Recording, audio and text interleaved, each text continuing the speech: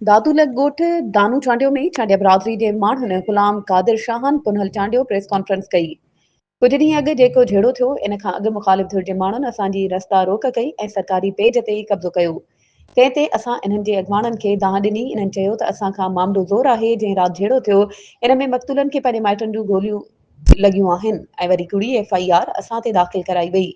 मुख़ालिफ़ धुर जा शरपसंद माण्हू नगर उर्फ़ कालू सदाम मीर खानू दोदो मुमताज़ वल्द दीनू पल्लू रहमन चांडियो जेके कब्ज़ा माफ़िया ग्रुप जा माण्हू आहिनि बहादुर शेख जे 100 जिरेब ऐं सरकारी तलाव में मक़ाम जे बेहुरमती करे क़बरुनि खे मिसमार करे उते ज़मीन जी पोखाई कनि था। असांजे फसल तयारु थियल बि कब्ज़ो करे वेठा आहिनि। नगर अफ़सोस जो दादू पुलिस जो SHO नूर मुस्तफ़ा पठान इन्हनि खे सरेआम छूट ॾेई छॾी आहे। मुख़ालिफ़ धुर शरपसंदनि पारां असांखे मोतमार धमकियूं ॾेई रहिया आहिनि।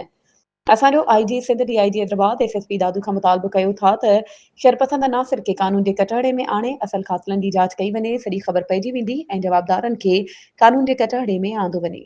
वधीक ख़बरुनि ऐं अपडेट्स जे लाइ असांजे चैनल खे सब्सक्राइब कयो ऐं हा बेल आइकन खे प्रेस करणु न विसारिजो त जीअं असांजी हर नई अचण वारी वीडियो तव्हां ताईं पहुची